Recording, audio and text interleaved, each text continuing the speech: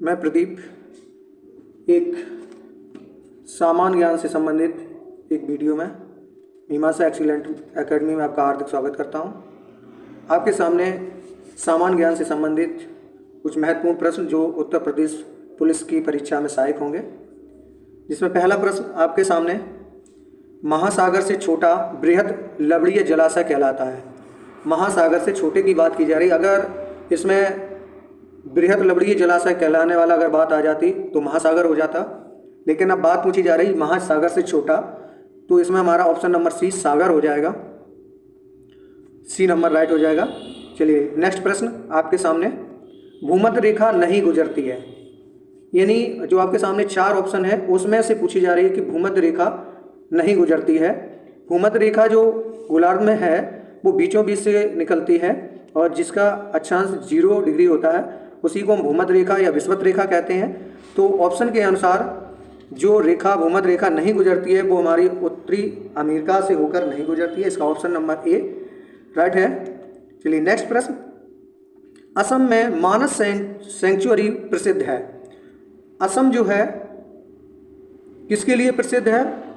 और प्रश्न है असम में मानस सेंचुरी किसके लिए प्रसिद्ध है? तो ये हमारे बाघों के लिए प्रसिद्ध है। ठीक है, ऑप्शन नंबर सी जो है वो राइट हो जाएगा। नेक्स्ट प्रश्न आपके सामने, आनुवांशिकी और वातावरण बालक के निम्नलिखित में से किस विकास को प्रभावित करते हैं?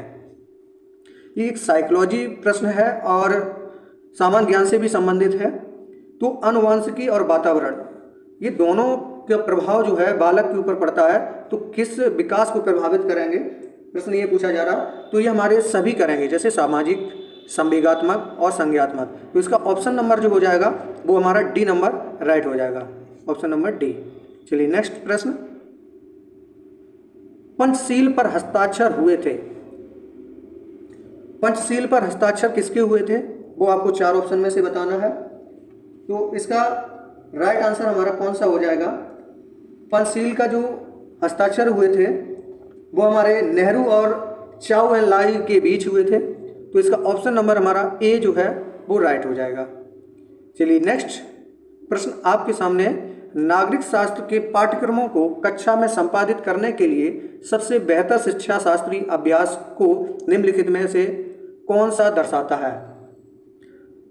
ये चार ऑप्शन आपके सामने हैं, जिसमें से आपको बताना है कि इसका राइट कौन सा होगा। तो इसका ऑप्शन नंबर जो है हमारा डी राइट हो जाएगा। एक सेकेंड, लग रहा है कि आपको ये नहीं शो कर रहा होगा।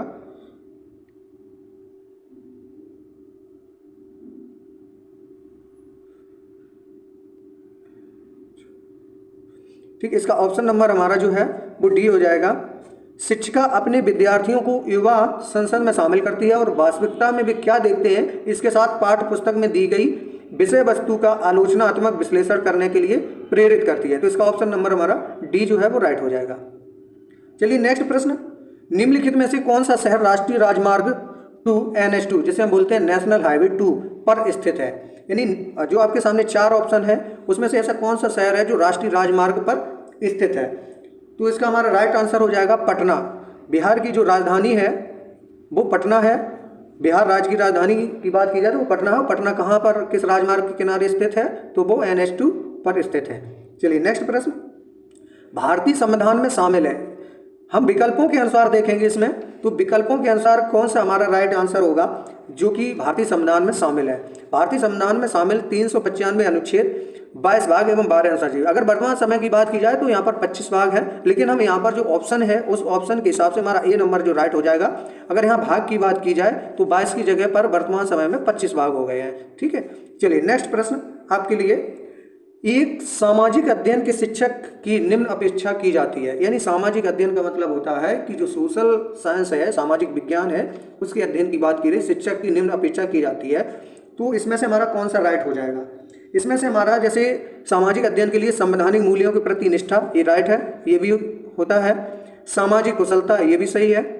तत्कालीन घटनाओं का ज्ञान, ये भी हमारी सामाजिक अध्ययन में आता है। तो इसका हमारा ऑप्शन नंबर जो है वो डी राइट हो जाएगा। यानी ये तीनों जो है उपयुक्त तो सभी वो शिक्षक की निम्न अपेक्षा की जाती है, किसके? सामाजिक अध्ययन के लिए। चलिए, अगर आपको ये वीडियो अच्छा लग रहा हो तो प्लीज़ हमारे वीडियो को लाइक करें और सब्सक्राइब करें और अपने दोस्तों को शेयर भी करें। और अगर ऐसी वीडियो अपने YouTube पर देखने के लिए तो बेल आइकन जरूर दबाएं सब्सक्राइब करने के बाद, जिससे आपको नोटिफिकेशन प्राप्त होता रहे कि कब आपका ये वीडियो प्राप्त डाला जा रहा है। चलिए नेक्स्ट प्रश्न, किस चालुक्य वंशी शासक ने अपना राजपूत फारस के शाह खुसरो के दरबार में भेजा? बहुत ही अच्छा प्रश्न है। तो इसमें हमारा कौन सा ऑप्शन राइट हो जाएगा? पुलकेशन द्वितीय जो है वो खुसरो के दरबार में भेजे गए थे, तो इसका ऑप्शन नंबर हमारा बी जो है वो राइट हो जाएगा। ठीक, चलिए नेक्स्ट प्रश्न आपके लिए, बोधिसत्व कहते हैं, बोधिसत्व क्या है? यहाँ पर बोधिसत्व की बात है, तो बोधिसत्व जो है वो हमारा क्या है? बोधिसत्व उसे कहा गया है कि ऐसा व्यक्ति जो ज्ञान प्राप्त करने के पश्चात निर्वाण को इसलिए स्वीकार नहीं करता ताकि वह अन्य व्यक्तियों को निर्वाण में प्राप्त करने में सहायता कर सके। तो इसका ऑप्शन नंबर हमारा डी जो है वो सही हो जाएगा। नेक्स्ट प्रश्न, वर्तमान में संपत्ति के अधिकार की स्थिति क्या है? यानी हमारे जो मौलिक अधिकार हैं उसमें से एक जो संपत्ति का अधिकार है, जो कि मौलिक अधिकार से हटा करके उसे कौन से रूप में, कौन सी स्थिति में शामिल कर दिया गया है, वो आपको इसमें से बताना है। तो ये मौलिक अधिकार जो है, पहले था संपत्ति का अधिकार जो मौलिक अधिकार था, लेकिन अब मौलिक अधिकार से हटा करके संपत्ति के अधिकार को कानूनी अधिकार बना दिया। ठीक, तो इसकी स्थिति अगर बात की जाए तो कानूनी अधिकार की बात है। ठीक, चलिए नेक्स्ट प्रश्न आपके सामने है कि भारत के प्रथम पिछड़ा वर्ग आयोग के अध्यक्ष कौन था? यानी भारत के प्रथम पिछड़े आयोग की बात की जा रही है यहाँ पर, पिछड़े आयोग। ठीक, पिछड़े आयोग के अध्यक्ष कौन थे? तो पिछड़े आयोग के अध्यक्ष प्रथम की बात की जाए तो काला कालेलकर जी थे। तो इनका ऑप्शन नंबर हमारा डी जो है वो राइट हो जाएगा, काला कालेलकर। चलिए नेक्स्ट प्रश्न, छिपी बेरोजगारी से क्या तात्पर्य है? छिपी बेरोजगारी, इसका आंसर आपको बताना है। छिपी बेरोजगारी क्या है कि जो गृहिणियों में बेरोजगारी से है, यानी जो गृहिणी किसे बोलते हैं? जिसे हम जैसे जो घर में रहते हैं, एक अगर नॉर्मली बोला जाए जो हाउस वाइफ होते हैं उनको हम गृहिणी बोलते हैं। तो गृहिणियों में बेरोजगारी से जो संबंधित है उसे हम बोलते हैं छिपी बेरोजगारी। चलिए नेक्स्ट प्रश्न, भारत में गोल्डन हैंड शैक योजना किससे संबंधित है? भारत में गोल्डन हैंड शैक योजना किससे संबंधित है? तो यह एक ऐसी योजना है कि जो व्यक्ति अपने स्वेच्छा के अनुसार सेवानिवृत्ति से हो। ठीक है, तो यहाँ पर ऑप्शन नंबर ए सही हो जाएगा। यहाँ सेना निवृत्ति नहीं, हमारे टाइपिस्ट के द्वारा गलत हो गया, यहाँ सेवानिवृत्ति हो जाएगा। ठीक है, सेवानिवृत्ति से संबंधित है गोल्डन हैंड शैक योजना। चलिए नेक्स्ट प्रश्न, इकाई शिक्षण विधि के प्रवर्तक है, यानी ऑप्शन आपके सामने 4 हैं, इसमें से इकाई शिक्षण विधि के प्रवर्तक कौन है? तो H.C. मॉरिसन है। इसका ऑप्शन नंबर हमारा डी सही है। चलिए नेक्स्ट प्रश्न आपके लिए, संवैधानिक सरकार का अर्थ है। संवैधानिक सरकार का अर्थ क्या है? संवैधानिक सरकार का अर्थ है संविधान की शर्तों के अनुसार सरकार, ये सही है। कानून के अनुसार सरकार, ये सही है। लोकतांत्रिक सरकार, ये सही है। तो इसका ऑप्शन नंबर हमारा कौन सा? डी जो है वो सही हो जाएगा। ठीक, यानी उपर्युक्त सभी, संवैधानिक सरकार का अर्थ है ये सभी। ठीक, चलिए नेक्स्ट प्रश्न, भारत का राष्ट्रपति है राज्य का अध्यक्ष, सरकार का अध्यक्ष, राज्य एवं सरकार का अध्यक्ष। भारत का राष्ट्रपति किसे कहा जाता है? अगर देखा जाए बेसिक ऑप्शन के अनुसार तो भारत का राष्ट्रपति जो है वो राज्य एवं सरकार का अध्यक्ष है। ठीक, तो ऑप्शन नंबर सी जो है वो हमारा राइट हो जाएगा, भारत का राष्ट्रपति, क्योंकि ये भारत का प्रथम नागरिक भी माना जाता है, तो वो सर्वोच्च भी है राष्ट्रपति। ठीक, चलिए नेक्स्ट प्रश्न आपके लिए, निम्नलिखित में भारत के वह न्यायमूर्ति कौन है जिन्हें राष्ट्रपति के रूप में काम करने का अवसर प्राप्त हुआ था? ऐसे कौन से हमारे न्यायमूर्ति यानी सुप्रीम कोर्ट के न्यायमूर्ति हैं जो कि एक राष्ट्रपति के रूप में जिन्होंने काम किया है, वो हमारे कौन से हैं? वो हमारे हैं न्यायमूर्ति एम हिदायतुल्लाह। इसका ऑप्शन नंबर कौन सा है? सी हमारा राइट है, जिन्होंने एक न्यायमूर्ति होते हुए भी एक राष्ट्रपति के रूप में काम किया था।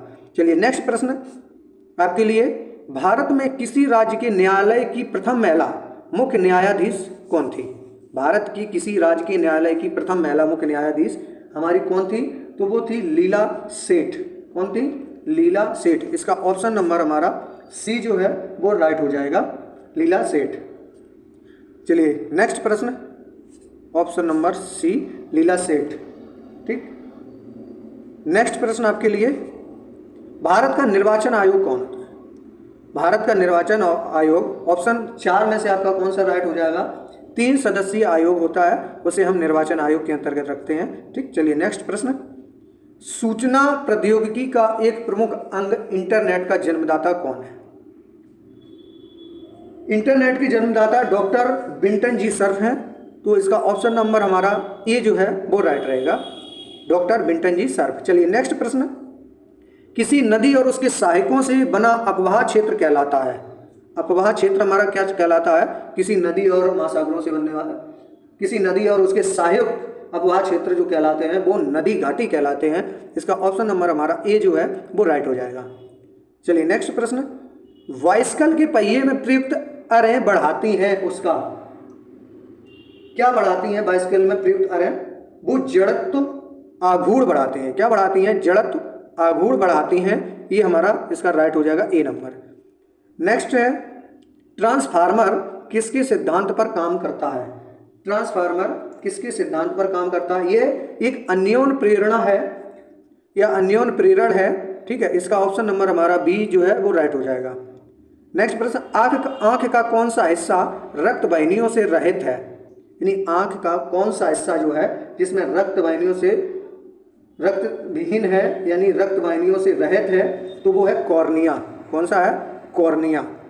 चलिए नेक्स्ट, भारत का उच्चतम न्यायालय निम्नलिखित में से मामलों पर विचार करते समय एक संघीय न्यायालय के रूप में कार्य करता है। ऑप्शन आपके सामने 4 है, इसका ऑप्शन नंबर क्या हो जाएगा? जो कि एक अंतरराज्यीय विवाद के रूप में कार्य करता है, तो इसका ऑप्शन नंबर हमारा बी है जो राइट हो जाएगा। नेक्स्ट प्रश्न, निम्न में से कौन सा भू आकृति भारत में नहीं पाई जाती है?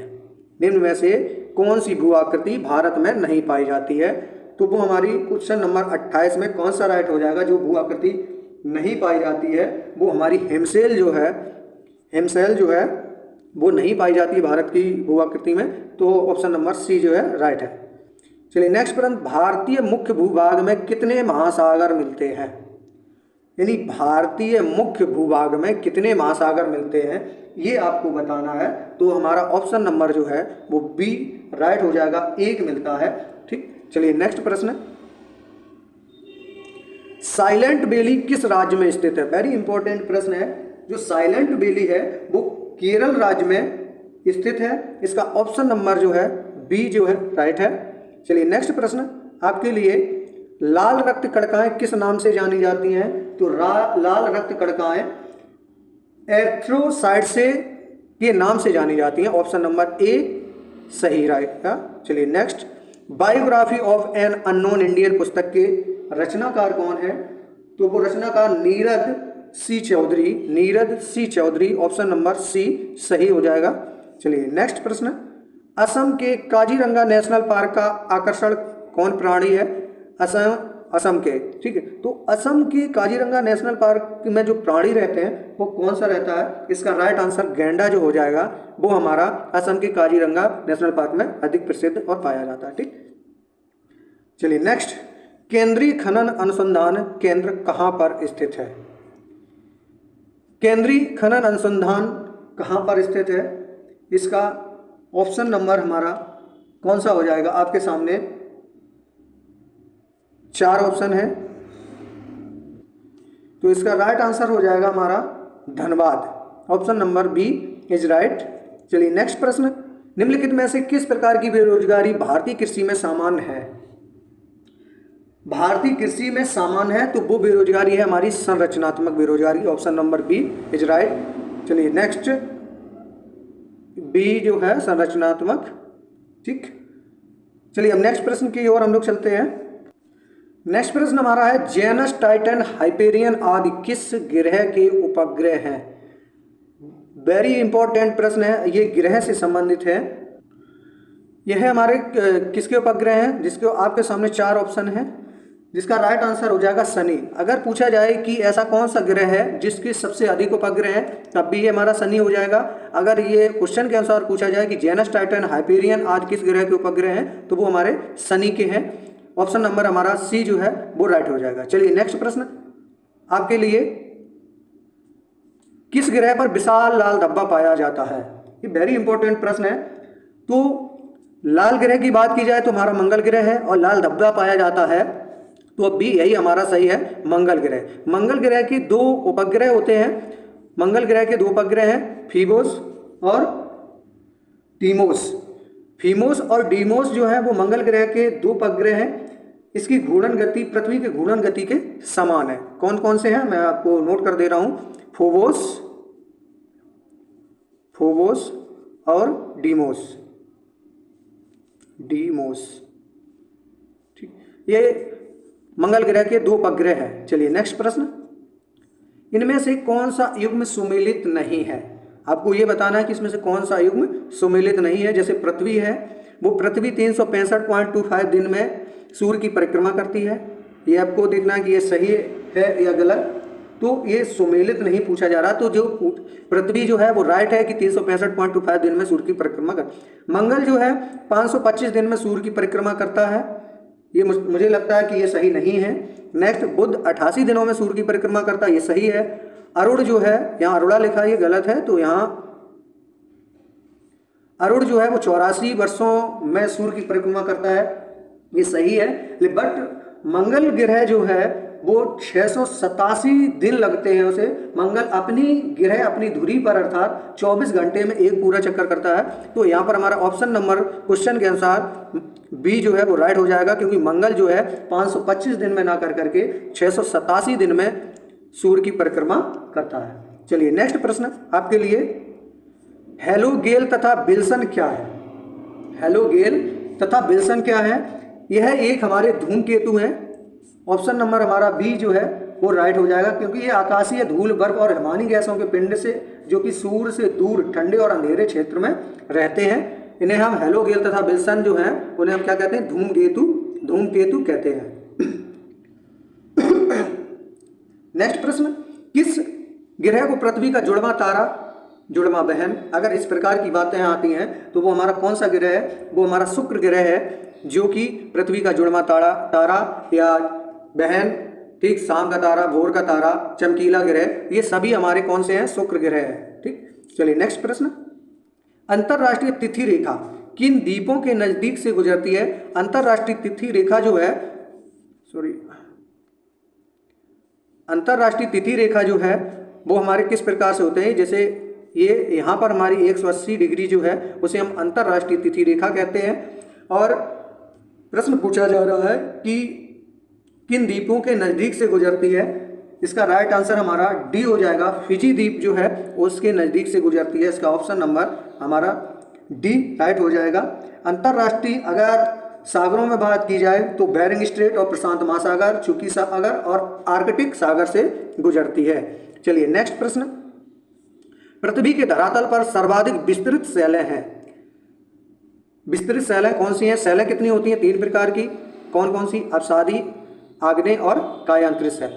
ठीक, तो सर्वाधिक विस्तृत शैल की बात की जा रही तो यहाँ पर अपसादी जो शैलें होती हैं वो विस्तृत शैलें कहलाती हैं, होती हैं। ठीक, चलिए नेक्स्ट प्रश्न आपके लिए, किन चट्टानों में जीवाश्म पाए जाते हैं? किन चट्टानों में जीवाश्म पाए जाते हैं? तो वो हमारी एक अपसादी ही चट्टानें हैं जिसमें जीवाश्म पाए जाते हैं। ऑप्शन नंबर हमारा बी जो है वो राइट हो जाएगा, क्योंकि इसे यह एक परतदार चट्टान भी होती है, इसे हम परतदार चट्टान भी कहते हैं। चलिए नेक्स्ट प्रश्न, विश्व का सर्वोच्च शांत ज्वालामुखी, विश्व का सर्वोच्च शांत ज्वालामुखी कौन सा है? वो है एकोंकागुआ। एकोंकागुआ जो है, कागुआ यहाँ पे आका डंडा होना चाहिए, तो ऑप्शन नंबर हमारा बी जो है वो राइट हो जाएगा। विश्व का सर्वोच्च शांत ज्वालामुखी एकोंकागुआ है। वह कहाँ पाया जाता? एंडीज पर्वत श्रेणी पर स्थित है। ठीक है, चलिए नेक्स्ट प्रश्न अगर पूछ दिया जाए यहाँ पर कि अन्य शांत ज्वालामुखी और कौन से हैं, जो कि पोआ है, ये म्यांमार में पाया जाता है, किलिमंजारो जो है वो तंजानिया में पाया जाता है, इस प्रकार की और भी हैं। चलिए नेक्स्ट प्रश्न, शीत प्रदेशों में निम्नांकित में से ऋतु अक्षय का कौन सा प्रकार प्रायः क्रियाशील नहीं रहता है? तो इसका ऑप्शन नंबर हमारा जो है ए है, भौतिक। भौतिक जो है वो ऋतु अक्षय का प्रकार जो क्रियाशील नहीं रहता है। ठीक, चलिए नेक्स्ट प्रश्न आपके लिए, निम्नांकित में से कौन सा पर्वत बलित पर्वत नहीं है? ऑप्शन नंबर हमारा सी जो है ब्लैक फॉरेस्ट जो है वो बलित पर्वत नहीं है। बाकी एंडीज, हिमालय और आल्प्स बलित पर्वत हैं। और हिमालय जो है अपनी प्लेटों का क्रियाशील रहना, इसका बढ़ने का एक खास उदाहरण है। चलिए नेक्स्ट प्रश्न, यूराल पर्वत किस श्रेणी के पर्वत हैं? यूराल पर्वत जो है वो प्राचीन बलित पर्वत है। इसका ऑप्शन नंबर डी हमारा राइट हो जाएगा। जैसे यूराल पर्वत के जो बलित श्रेणी में आते हैं वो कौन कौन से, जैसे अरावली की पहाड़ियाँ, विंध्याचल और अलेसियन जो पर्वत है, यह सब बलित पर्वत के अंतर्गत आते हैं। चलिए नेक्स्ट प्रश्न, पृथ्वी की सतह पर सबसे महत्वपूर्ण अपरदन का कारक है, यानी किसके कारण जो अपरदन है वो किसका महत्वपूर्ण कारक है? वो प्रवाहित जल है, जल के द्वारा महत्वपूर्ण अपरदन का कारक माना जाता है। चलिए नेक्स्ट प्रश्न, भारत देश का उत्तर दक्षिण विस्तार तथा पूर्व पश्चिम विस्तार कौन सा है? यानी जो भारत है जैसे कि नॉर्थ, साउथ, वेस्ट और ईस्ट, इनमें बताना है कि भारत का जो दक्षिण, उत्तर दक्षिण यानी नॉर्थ और साउथ का विस्तार हमारा कितना है? वो है 3214 किलोमीटर। अगर यहाँ से यहाँ तक की बात की जाए तो वो है 3214 किलोमीटर। अगर इसकी बात की जाए यानी ईस्ट और वेस्ट की बात तो 2933। इसका ऑप्शन नंबर बी राइट हो जाएगा। चलिए नेक्स्ट प्रश्न, जब सूर्य, पृथ्वी और चंद्रमा तीनों एक सीध में होते हैं तो उस स्थिति को हम क्या कहते हैं?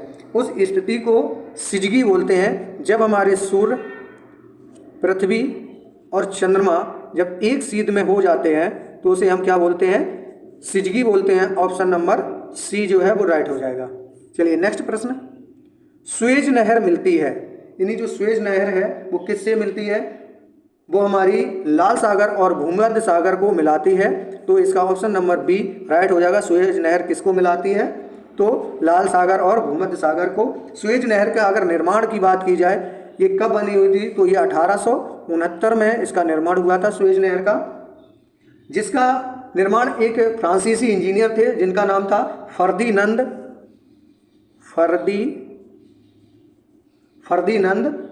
द लेपेप्स के नेतृत्व में इसका निर्माण हुआ था।